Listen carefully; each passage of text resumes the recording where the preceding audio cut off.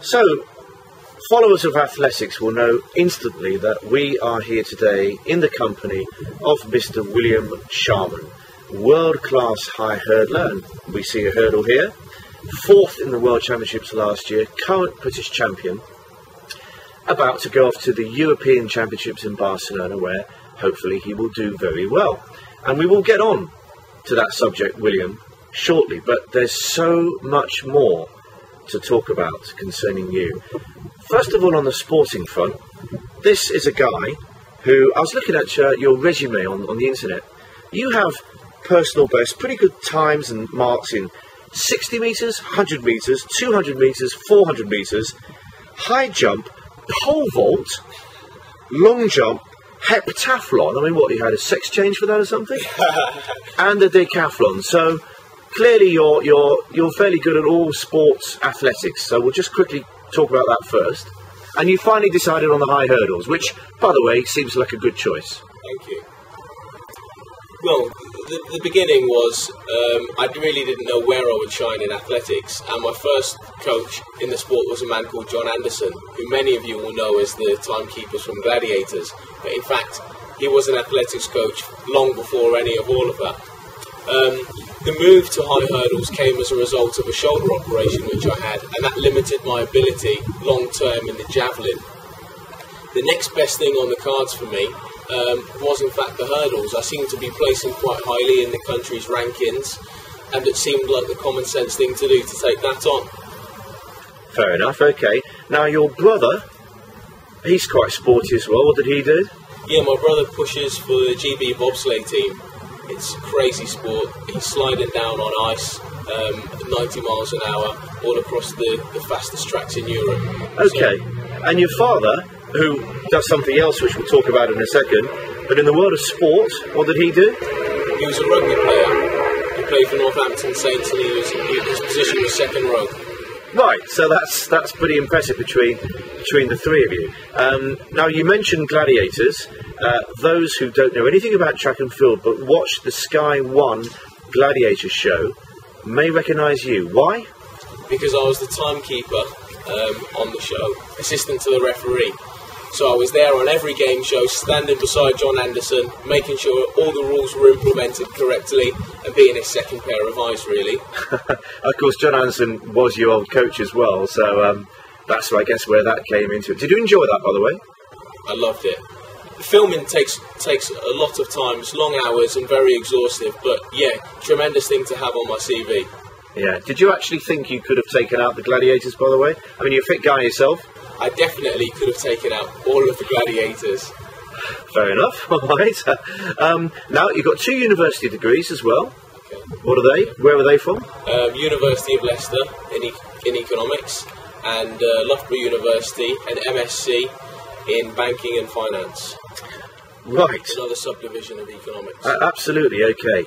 Now, there's something else you do as well, which I'm told by everybody in athletics you're not just quite good at, you're exceptionally good at. You used to play the cornet. You used to be in a jazz band, is that right? Yeah, that's correct. And you play piano. Indeed. Talk us through your piano playing, because you played for an orchestra, didn't you? Yeah, well, I started as soon as I could walk, really. I've been playing all my life, and then it came to about the age of 17 where I took up athletics. And my coach said to me, in order for you to be good at athletics, you need to prioritise it. So there's only one thing that should come before this, and that's education. So I dropped the piano playing, took up athletics, and that's what I do now. So I haven't really played seriously since the age of 17, and I'm 25 now, but I've always had a piano in the house, and after a hard day's training, sometimes I just get engrossed at the piano and just play for hours on end. Well, we're here at your house. There's a piano. Shall we go and play? Let's give it a go. This is Prelude by Ravel. One of my favourite pieces. It's very romantic, very expressive as well.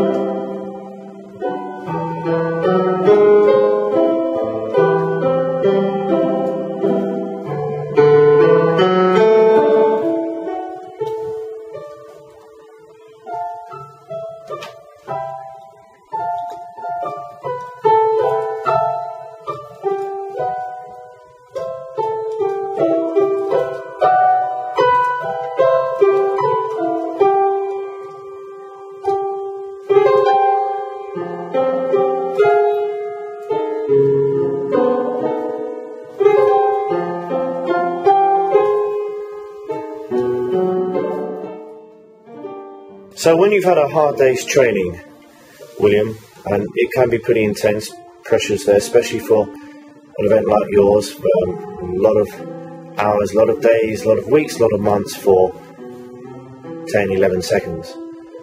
What does this do for you, the piano playing? It really helps you unwind. The melodies there, the polyphonic sounds just hit you quite deeply, in fact, and it's just something really far away from the intensity of the track environment, the intensity of lifting weights in the gym. It just really does help you unwind. It's fantastic. You finished 4th in the World Championships last year. There's much more to come, so it sounds almost an insulting question to ask. Did you choose the right career? But did you choose the right career? Well, I think I have. I think you have to take advantage of these things while youth is on your side. Arguably, there's a career in many other things, but you can't go through life thinking, I should have done this, I should have done that. Whatever you're doing right now, you really need to commit to and give it everything. Have you got any heroes? I mean, presumably there will be track and field heroes, although having discovered how diverse you are, you've probably got heroes all over the place. But I mean, are there particular pianists or musicians that you've always looked up to? Yeah, I like Handel because of the dexterity needed to play his very fast pieces. He was a composer in the Baroque period, and I like that kind of energetic music because it resembles kind of what I do on the track as well. Also, when it comes to the romantic side of things, I love Ravel, that I've just played to you there. Modern day pianists are of a completely different nature because music has evolved and youngsters want to listen to different things. But one of the modern day pianists I really, really enjoy listening to is a guy called John Legend. And I'll play you a bit of his music shortly.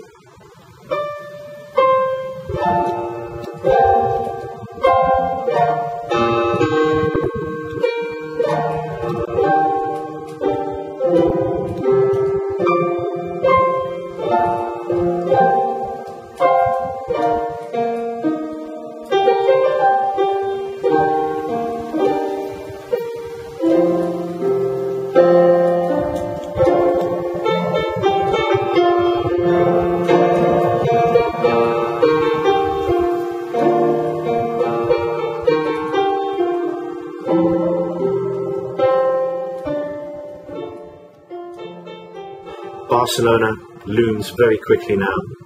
You go in there on the back of winning the national title a couple of weeks ago and obviously finishing 4th in the world, so I guess you must be pretty confident. My confidence is growing all the time, and I think I'm just about to go into a new realm, new territory, and hopefully the goals that I've set in the future, realisation of those will be the defining things of my career. So let's see how Barcelona goes. Will there be a piano in the athletes' village or the athletes' hotel? Can you find a piano somewhere? I think there is in the holding camp, so I'll be taking some music with me. Okay. Very best of luck, William. Good to meet you. Thank you very much.